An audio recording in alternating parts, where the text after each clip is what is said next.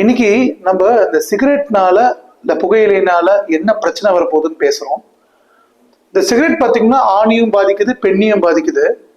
முக்கியமா வருத்தத்துக்குரிய விஷயம் என்னன்னு பார்த்தீங்கன்னா, நிறைய இந்த டீனேஜ் பசங்க பொண்ணுங்க இப்ப சிகரெட் பிடிக்க ஆரம்பிக்கிறாங்க. ரொம்ப வருத்தமான விஷயம். இதில் பலவிதமான பிரச்சனைங்க, அதாவது அவங்களோட இம்பாக்ட் என்னன்னே தெரியல. COPD, chronic obstructive pulmonary disease, அது வந்து நிறைய பிரச்சனைகளை ஏற்படுத்துது. ரெண்டு பேருக்கும் வருது. இன்ஃபேக்ட் ஒரு பெண்ணு வந்து சிஓபிடி வரதுக்கான வாய்ப்புகள் ஸ்மோக்கராக இருந்தால் அதிகம் மென்னை விட. அதுக்கு காரணம் அதில் இருக்க அந்த ஹார்மோனல் டிஃப்ரென்சஸ். அதை விட முக்கியமான பங்கு என்னன்னா, லேடிஸில் வந்து இந்த யங் ஸ்மோக்கர்ஸ், டீனேஜ் ஸ்மோக்கர்ஸ் இருக்கும்போது அவங்களுக்கு பலவிதமான பிரச்சனைகள் ஏற்படுது. எந்த விதமான பிரச்சனைகள்?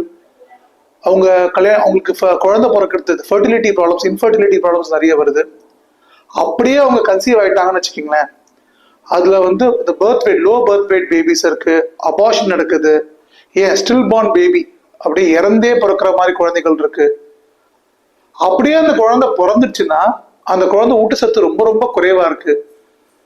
கிளெஃப்ட் லிப், கிளெஃப்ட் பேலட்னு சொல்லுவோம். அதாவது அந்த அன்னமும் மேல இருக்கிறது மாதிரி வெடிப்பட்டிக இருக்கு. அது ஒரு சிண்ட்ரோம். அதனால பலவிதமான பிரச்சனைகள் ஏற்படுது. ஹார்ட் ப்ராப்ளம்ஸ் வருது குழந்தைங்களுக்கு. இதெல்லாம் தேவையில்லாத பிரச்சனை. இவ்வளவு பிரச்சனை இருக்குன்னு உணராமே செய்யறாங்க. இது வந்து அந்த 20, 25, 30 வயசுக்குள்ள வர பிரச்சனைகள். சரி, இதை தாண்டிட்டாங்கன்னு வச்சுங்களேன் பெண்கள், அப்ப என்ன ஆகுதுன்னு பாத்தீங்கன்னா, இந்த ஈஸ்ட்ரஜன் அளவு, இந்த லேடிஸோட ஹார்மோன் சொல்லப்படுகிற ஈஸ்ட்ரஜன் அளவே கணிசமா குறையுது.